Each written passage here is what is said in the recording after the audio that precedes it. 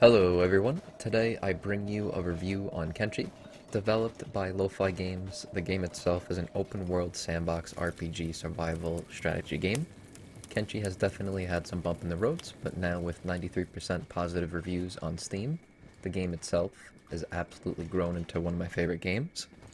By the end of this video, I hope this determines if this game is worth to buy for you. Let's begin. When you start this up, you have the option for New Game, Load Game, or Import Game. If you played this before and you want to import your characters all the way to the beginning, you can just do that. Or when you first start this, you'll be selecting New Game, and you're going to start where you are going to be on the map. My recommendation would be do it with one character at first. A couple give you the option to start as 5. When you decide on how you want to start this up, you can go into advanced options to make certain things easier for you to make the grind less of a time, and we'll get to that about the grind. Customization is a little interesting. There are multiple playable races that you could choose from. My recommendation would be to start as a human, unless you want to go full-blown, you want to go hardcore, pick one of the other races. Without spoiling too much there. You have a lot of freedom on how you want your character to look in Kenshi's world.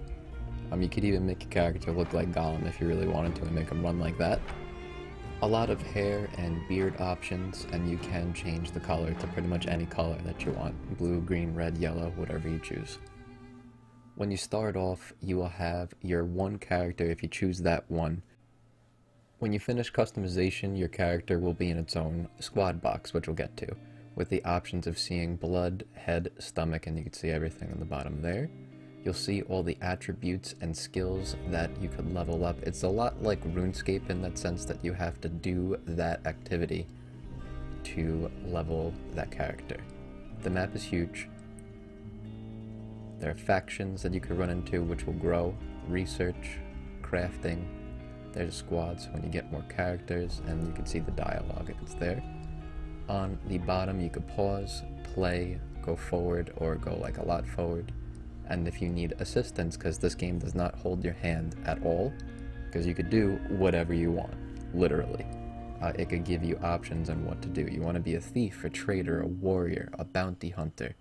It is all there for you, and if you want to make a city, that is optioned for you as well.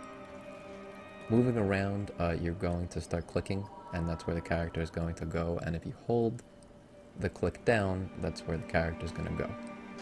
Moving into the sense like RuneScape, in order to level up your laboring, you're going to be hacking away to get ore. And the same concept with everything else, and leveling the early levels will go slightly quicker in the beginning, then as the levels go higher, it will start to progress slower. But you want to level up your characters as quickly as possible so they can dish out what you need to do. Whether that be combat, whether that be farming, to get food, because food is viable in this game. No drinking, but if you don't feed them, they will die. And getting ore will be one of the few ways that you'll be able to get money. You're going to sell it to the nearest bartender pretty much, because most of the shops close at night. Another form of way you'll make money is looking at the other factions beating the living hell out of each other, and you're going to loot their stuff and then sell it. That's what's gonna pretty much happen in the beginning as well, before you could start becoming independent, because that's what you want to do in this game, become independent as quickly as possible, with building up a crew, a group, or gathering enough money that you'll be able to be self-dependent, so you don't have to worry about the other factions. I'm not going to spoil anything, but there are factions that will be hostile to you. And with that little quote right there that you saw pop up, gives you a very good idea on what certain factions are going to do to you into this game, so you gotta dodge them like crazy. And they do have animals with them too. So you'll be running away from bandits a lot in the beginning, training strength by having a full inventory, and running around on fast speed to level up strength. I can see it going up there. It is a grind. Then you'll make a friend. You could go up to characters and they could give you a certain amount, you'll have to give them a certain amount of money rather, to bring them into your party. And then you'll get more friends. There are certain characters that will be better than others. There are different types of NPCs that you could hire that will already have a high skill set that you could get. Most of the people that you could hire, you can name freely and customize them freely, and there are certain characters like Kang and Griffin that are more unique and will provide certain dialogue as you start traveling around this gigantic world. If you care about that, there's a lot of characters like that. You're going to take those characters and you're going to feel the want to travel around the world, even though that you don't have certain stats up to like 10. Because you want to explore. It's a giant sandbox game. I absolutely wanted to do this in the beginning as well. I did this with a much larger party than this at first.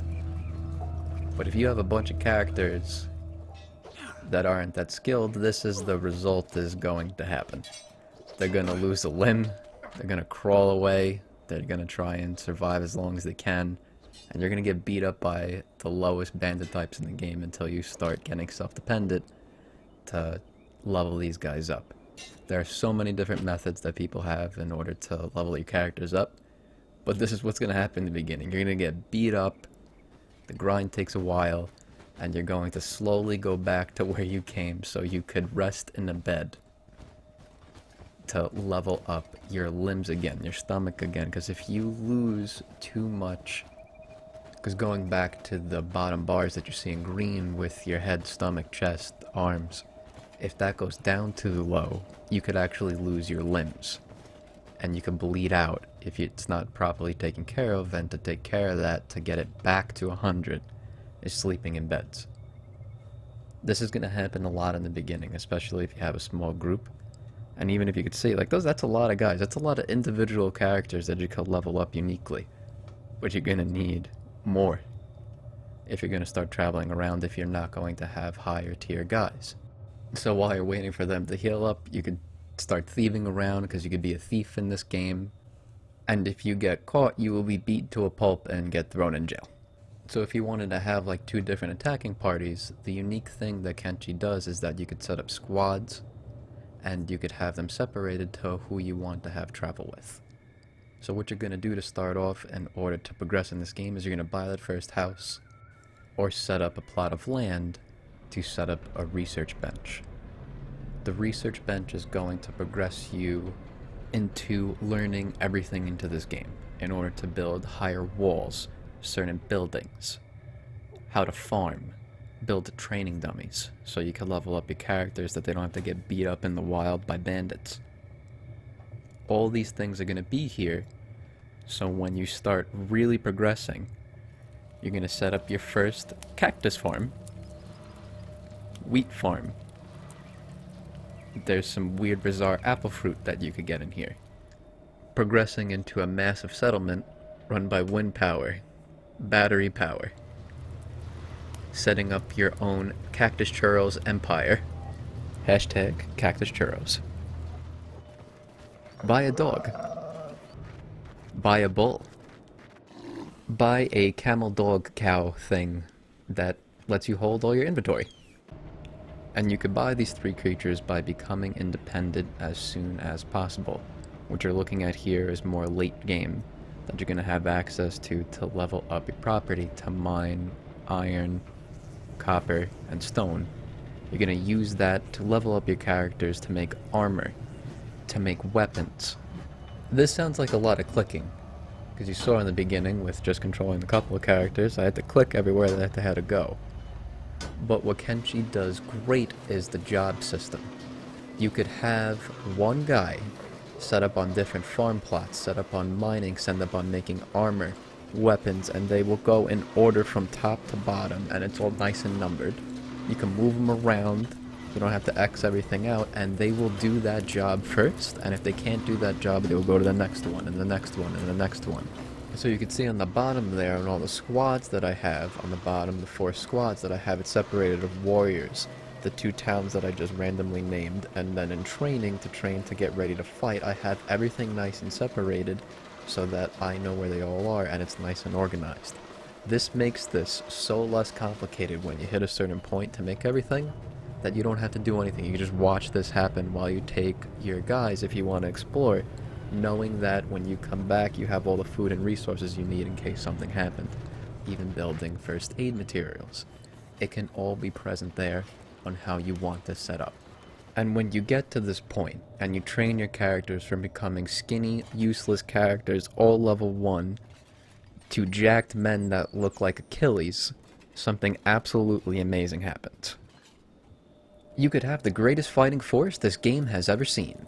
This isn't even all the warriors I have to wreak havoc on this entire map.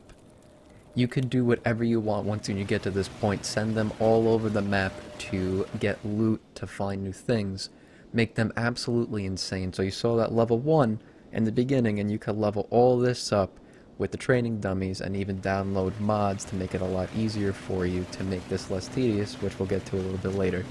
And this force could literally take on armies. It is absolutely amazing when you get to this point and explore the entire region of this map and send them against your enemies. You don't even have to do this. You could just be a trader, you can be an assassin, you could do whatever you want. If you just want to own your own shop, you could do that. If you just want to have 3 explorers and run around, you can.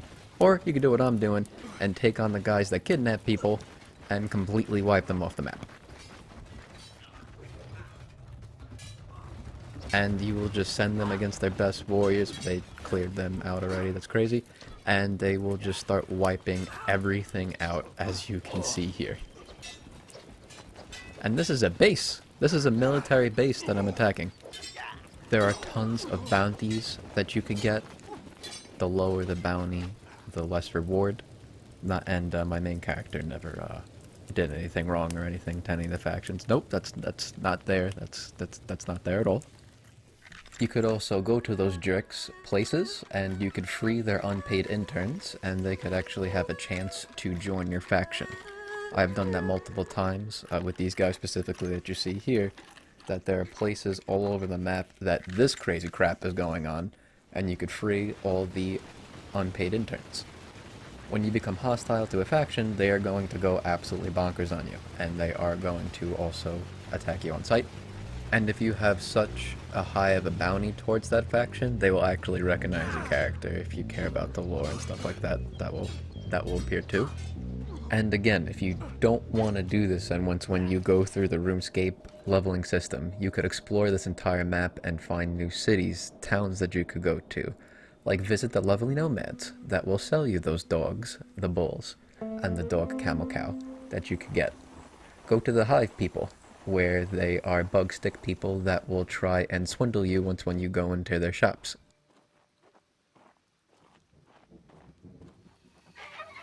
Try and save the bug stick people by the scary dinosaur giraffes that try and eat you, and yes, you can be eaten in this game. Send your lovely characters to defend them and heal them, and you could have a higher relation with them if you want to have higher relations with all the factions.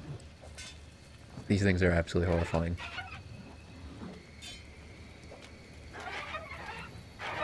There are a lot more creatures in this game than you could run into outside of the ones I'm showing. Hello, you took out 4 of them. That's pretty impressive. But early on, if you try and attack these guys, these beak things, they will like 2-shot your characters. So having high-level characters is definitely something that you want to do when you explore this map. I don't want to give too much spoilers away, but when you go to certain areas, they're going to be so hostile to you. There are shops that you could go to as well that won't be as hostile. As you see more factions, the factions will grow on there, and you could either be friendly with them or absolutely piss most of them off, and that is entirely up to you on how you want to play this game. It is completely on you. This game is designed on the way that you want to do it when you get to a certain point, when you level everything up. Absolutely amazing. With everything that I've been showing, here's part of the map. I downloaded a mod so you can see the roads, because you can't see the roads if you don't do this. But what I've showed is an extreme small fraction of all the places that you could go to, on all the places that you explored, on even ruins, swamp areas, snow areas.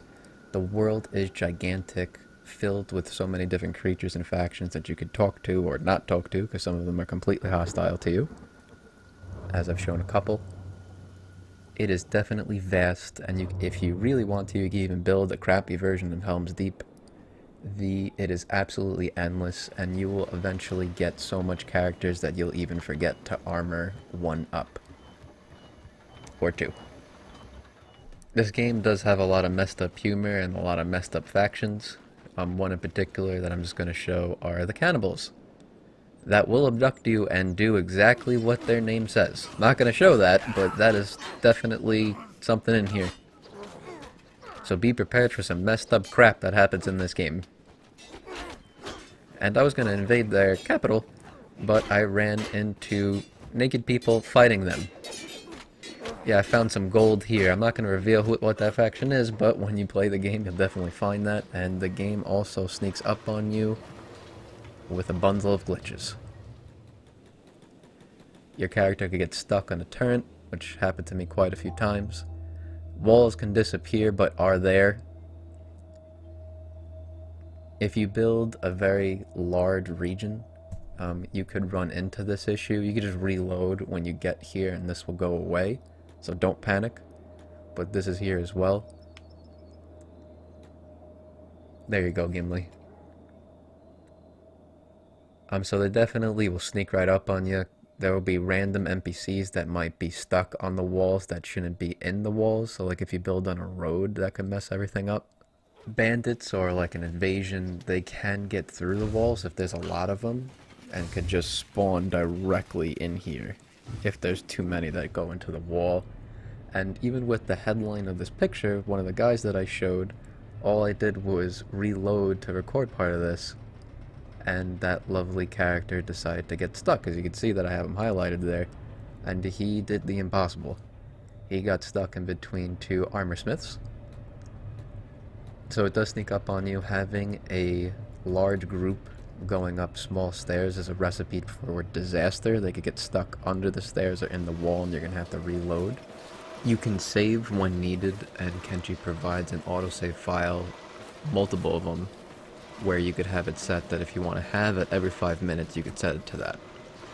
Because you will be reloading a lot if you're not 100% sure what you're going to run into. I know I left stuff out. The purpose of that was because for spoiler reasons. But let's jump into the pros. Huge open world to explore. Every character create can be unique. Lots of choices of weapons and armor to choose from and make. Wonderful job system to make clicking less. Freedom to do whatever you want. Large number of factions to interact with. The community made a lot of quality mods, like this lovely one that you could even play as. And now the cons. The grind is very real in the early stages. Glitches will make you reload. Graphics are a bit outdated. That's it for the cons. I think everything else is well put together. Overall, this is an absolute wonderful game to play. If you get past the graphics, you're good. It's definitely a wonderful bundle of strategy, RPG, and an open world sandbox. I hope this video helped you determine if this game is worth playing and buying for you. Thank you so much for watching. See you next time.